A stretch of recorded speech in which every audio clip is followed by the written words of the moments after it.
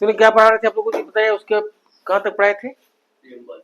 Preamble में पढ़ा रहे थे आपको कि सोशलिस्ट क्या होता है, सोशलिस्ट सेकुलर डेमोक्रेटिक रिपब्लिक, है ना, बताए थे हैं? Socialist secular democratic republic. उसके बाद फिर कहा कि to promote among them all justice, है जी, जस्टिस होगा सबके साथ। किस तरह का? सोशल नहीं, इकोनॉमिक, पॉलिटिकल, मतलब सबको न्याय मिलेगा। To secure to all citizen justice, गलती से बोला गया, to promote among the all, to secure among all citizen justice. कैसा कैसा जस्टिस? सोशल, इकोनॉमिक, पॉलिटिकल, मतलब सामाजिक, आर्थिक और राजनीतिक। अब न्याय राजनीतिक, क्या न्याय होगा जी? मतलब पॉलिटिकल इक्वलिटी। अब पॉलिटिकल इक्वलिटी का क्या मतलब हुआ कि सबको समान राजनीतिक अधिकार, ठीक है। तो आपको क्या राजनीतिक अधिकार प्राप्त है? वोट देने का अधिकार। तो वोट देने का अधिकार सबको समान रूप से प्राप्त है जी। आपको अगर एक वोट देने का अधिकार है तो अंबानी को ही एक वोट देने का अधिकार है। बात समझ गए जी। तो जैसे हम लोग का देश आजाद हुआ तो पॉलिटिकल जस्टिस तो हम लोग को मिल गया। अब इकोनॉमिक जस्टिस मतलब हुआ इकोनॉमिक इक्वालिटी एक तरह से। तो ये संभव नहीं है। ये संभव है जी कि हर आदमी को समान रूप से रिसोर्सेस हो, सब कुछ, क्योंकि ईश्वर सबको अलग अलग क्षमता दिया है।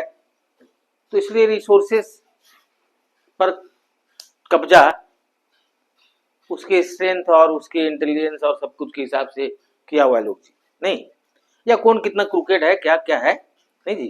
क्योंकि आपके पास रिसोर्सेस ज्यादा है, इसका मतलब ये है कि आप का कोई न कोई फोर फादर से लेकर अभी तक बहुत क्रूकेड रहा होगा। आप याद रखिए, अगर आपके फोर फादर बहुत सीधा साधा सरल आदमी रहे होंगे तो उनके पास बहुत लंबा चौड़ा संपत्ति नहीं हो सकता है, इसकी गारंटी है। करेक्ट कि नहीं? तो चूंकि इकोनॉमिक इक्वलिटी संभव नहीं है तो इसलिए सरकार क्या करती है कि इसके बदले में कोशिश करती है कि सबको कम से कम इतना जरूर मिले जो कि उसका कम से कम भोजन हो जाए। तो उसके लिए सरकार तरह तरह का स्कीम चलाती है, नहीं, अन्नपूर्णा अन्न योजना और कई तरह की योजनाएं सरकार चलाती है। अब जैसे मिनिमम वेजेज एक्ट है तो वो भी यही इंश्योर करता है कि किसी व्यक्ति को कम से कम इतनी तनख्वाह मिलनी चाहिए जो कि उसका भोजन हो जाए। करेक्ट कि नहीं? तो इकोनॉमिक जस्टिस संभव नहीं है और उसके लिए सरकार कुछ कुछ संविधान के अंतर्गत कुछ कुछ काम करती है। अब सोशल जस्टिस का मतलब हुआ कि सोसाइटी में सब इक्वल है। तो आपको पता है जी हमारे यहाँ परंपरा से 4 वर्ण व्यवस्था था, नहीं, ब्राह्मण, क्षत्रिय, वैश्य, शूद्र। तब संविधान कहा कि नहीं, वो नहीं चलेगा, सब सोशली इक्वल है, कोई ब्राह्मण, कोई क्षत्रिय, कोई वैश्य, कोई शूद्र नहीं। एटलीस्ट कॉन्स्टिट्यूशन में हमारे ये कहा गया और लीगल भी इसके लिए कई प्रोविजन और प्रोटेक्शन दिया गया, इस बात को ध्यान में रखते हुए कि सब सोशली इक्वल है। बात समझ गए जी? बहुत तरह का एक्ट हमारे संविधान में बनाया गया सीख को इन्फोर्स करने के लिए। तो ये हो गया। उसका कहा कि इक्वलिटी होगा, इक्वलिटी, ठीक है, मतलब आपको समानता होगी। कैसा? Equality of status and opportunity, मतलब समानता। ये हुआ न्याय, सामाजिक, आर्थिक, राजनीतिक। अब समानता कैसा? तो इक्वलिटी ऑफ स्टेटस, मतलब स्टेटस मतलब हो गया कि हिंदी में क्या बोलेंगे स्टेटस को, क्या कहते हैं? तो जो भी कहते हैं, जो भी स्टेटस मतलब आपका जो सब समान है व्यक्ति। Equality of status and opportunity, मतलब सबको समान अवसर मिलेगा। तो आपको पता है जी अवसर सबको समान मिलता है। अगर आप सब ग्रेजुएट को भी है भारत में, चाहे किसी जाति धर्म संप्रदाय का व्यक्ति हो, अगर वो कोई अन्य डिस्क्वालिफिकेशन नहीं है तो यूपीएससी दे सकता है, नहीं जी।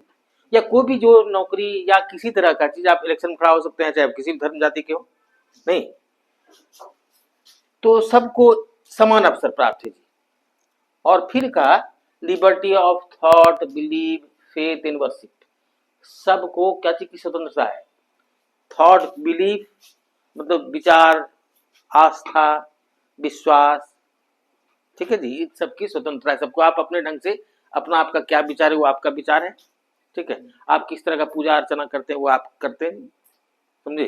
तो उसके लिए सरकार को उससे कोई लेना देना नहीं है। और उसके बाद कहा कि to promote among them all fraternity, कहा कि सब में बंधुत्व को बढ़ावा दिया जाएगा।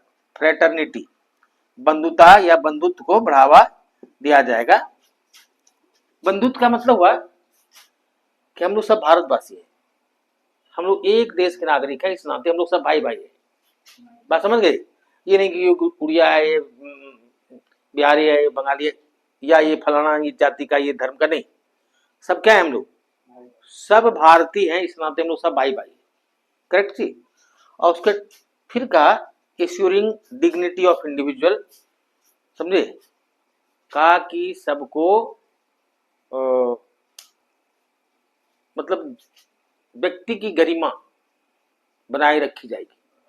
व्यक्ति की गरिमा क्या होती है? मतलब जैसे हमारा एक ह्यूमन बीइंग होने के नाते हमारा एक अधिकार है, एक बेसिक ह्यूमन राइट्स है जी, कि जानवर की तरह हमारे साथ व्यवहार नहीं किया जाए। तो उस तरह से हर व्यक्ति की गरिमा होनी चाहिए, उसकी रक्षा की जाएगी। और फिर कहा कि हम इस देश की एकता और अखंडता को अक्षुण्ण बनाए रखेंगे। तो यही है मोटे तौर पर आपका प्रियम्बल। अब इसके बारे में कुछ कुछ चीज आपको जानना है कि ये कहाँ गया जी पूछने में। अच्छा ठीक है, तो इसकी अब इसको हम लोग थोड़ा सा जानेंगे कि इसका क्या क्या सिग्निफिकेंस है। जरा इसको समझे, इसका सिग्निफिकेंस क्या क्या है जरा समझ लीजिए। सबसे पहले चीज तो ये जो प्रियम्बल है इसमें कुछ कुछ शब्द को बाद में जोड़ा गया है। क्या क्या जी? सोशलिस्ट, सेकुलर और इंटीग्रिटी, ये शब्द को बाद में जोड़ा गया। क्या क्या शब्द? सोशलिस्ट, सोशल लिख दिए, सोशलिस्ट, सेकुलर और इंटीग्रिटी, ये तीन शब्द को जोड़ा गया 1976 में 42nd अमेंडमेंट से। समझे? इसको क्या चीज से जोड़ा गया? ये जोड़ा गया समाजवादी, धर्मनिरपेक्ष और अखंडता, ये तीन शब्द को 1976 ईस्वी में 42वें संशोधन के द्वारा जोड़ा गया। ठीक है। और आपको शायद शुरू में हम बता चुके होंगे कि इसका सिग्निफिकेंस क्या क्या है। तो अभी इसका एक मुद्दा ये उठता है कि क्या प्रियम्बल हमारे संविधान का हिस्सा है? मतलब क्या प्रस्तावना हमारे संविधान का हिस्सा है? बात समझ गई? तो ये एक मामला गया सुप्रीम कोर्ट में, समझे। उसका नाम था बेरूबारी यूनियन केस। ये मामला सुप्रीम कोर्ट में गया कि क्या प्रस्तावना हमारे संविधान का हिस्सा है कि नहीं। तो सुप्रीम कोर्ट के द्वारा निर्णय दिया गया इस मामले में, बेरूबारी यूनियन मामले में, कि नहीं, ये संविधान का हिस्सा नहीं है। बात समझ गई? लेकिन इसी सुप्रीम कोर्ट क्या होता है, अपने ही निर्णय को थोड़े थोड़े दिन के बाद उलट पुलट करती रहती है। ठीक है, डिपेंडिंग अपॉन, क्योंकि तो सब्जेक्टिव चीज है ना सारा चीज। तो वो अपना निर्णय पलट दिया सुप्रीम कोर्ट। केशवानंद भारती और एक और केस था LIC ऑफ इंडिया, इन दोनों मामले में सुप्रीम कोर्ट के द्वारा ये निर्णय दिया गया कि प्रियम्बल जो है वो संविधान का हिस्सा है। ठीक है जी। तो अब चूंकि प्रियम्बल संविधान का हिस्सा है, तो अब ये मामला उठता है कि क्या प्रियम्बल में संशोधन किया जाता है? तो संविधान में संशोधन करने का अधिकार है संसद को। अब प्रियम्बल चूंकि संविधान का हिस्सा है, तो इसलिए प्रियम्बल मतलब प्रस्तावना में संशोधन किया जा सकता है। करेक्ट नहीं जी? तो अभी तक जो सुप्रीम कोर्ट के हिसाब से जो स्थिति है वो यही है, क्या, कि प्रस्तावना संविधान का हिस्सा है और संविधान के किसी भाग की तरह प्रस्तावना में भी संशोधन किया जा सकता है। क्लियर जी, उसमें कुछ कैविएट लगाया हुआ है सुप्रीम कोर्ट की, बेसिक स्ट्रक्चर जो है संविधान का, आप उसका छेड़छाड़ नहीं कर सकते, अदरवाइज आप संविधान में संशोधन कर सकते हैं। क्लियर।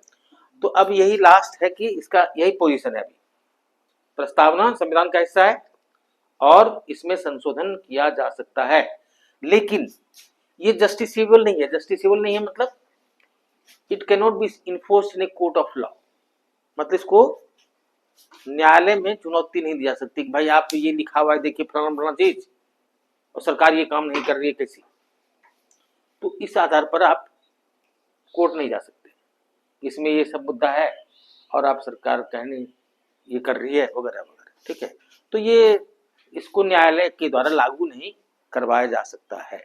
ये बेसिकली क्या है ना, ये गाइडलाइन है कि किस तरह का भारत हमारा होगा। हम आपको पिछली क्लास में बताए थे कि ये एक तरह से फिलॉसफी है संविधान का कि हमारा फ्यूचर कैसा होगा भारत का, तो ऐसा होगा।